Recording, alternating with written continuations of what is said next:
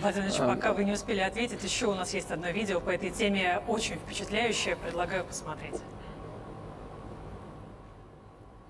Владимир Владимирович, здравствуйте. Я студент и учусь в Санкт-Петербургском государственном университете.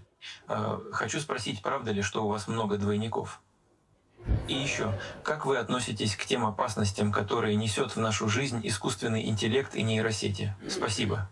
Гражданин из Санкт-Петербурга не представился. Да.